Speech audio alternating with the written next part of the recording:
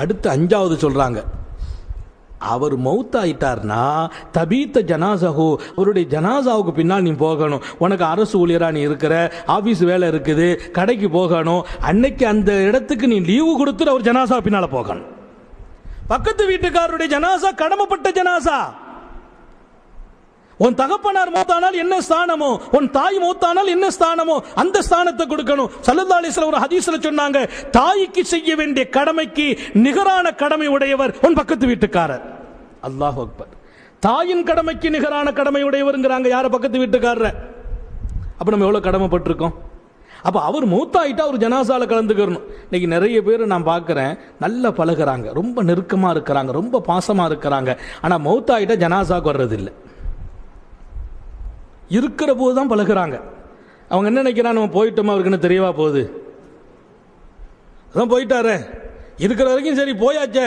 ரசூல் ஸல்லல்லாஹு அலைஹி வஸல்லம் சொன்னாங்க, யாரெல்லாம் அவர் ஜனாசாவில் கலந்து கொள்கிறீர்கள் என்பதை அவர் விளங்குகிறார். நாங்க ஸல்லல்லாஹு அலைஹி வஸல்லம் அவர் விளங்குகிறார். தன் ஜனாசாவில் யாரெல்லாம் வந்திருக்கிறாங்க, நீங்க போகல அவருக்கு தெரிகிறது, வருத்தப்படுகிறார். நம்ம கூட இவ்வளவு நெருக்கமா இருந்து ஜனாசாக்கு வராம போயிட்டாங்களே, என்ன நினைக்கிறீங்க? இஸ்லாம்ங்கிறது மௌத்தோட இல்லத்தை முடிச்சுக்கிற மார்க்கம் அல்ல. மரணத்தை தொடர்ந்து மனித வாழ்க்கையின் மிகப்பெரிய ஓட்டத்தை ரசூல் ஸல்லல்லாஹு அலைஹி வஸல்லம் சொல்லி தர்றாங்க. மனிதன் மௌத்தாகிற போதுதான் அவன் பார்வை விசாலமாகுதுங்கிறான். ஒரு மையத்து விளங்குகிறது, தன்னை குளிப்பாட்டுகிறவர்கள் யார், தன் பக்கத்தில் நிற்பவர்கள் யார், தன்னை தூக்கி சுமந்து போகிறவர்கள் யார், மையத்துக்கு தெரியும். நாங்க ஸல்லல்லாஹு அலைஹி வஸல்லம் மௌத்தாயாச்சுன்னா அதோட முடிஞ்சு போச்சு. இது நம்ம கொள்கையே இல்லை.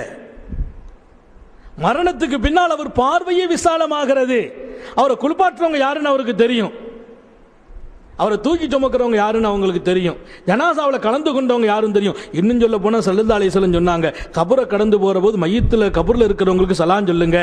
ஏன் தெரியுமா? மண்ணறையில் போக இருப்பவர்கள் அவர்களுக்கு தெரியும் இன்னவர் நமக்கு சலாம் சொல்லிட்டாருன்னு சந்தோஷப்படுறாங்க.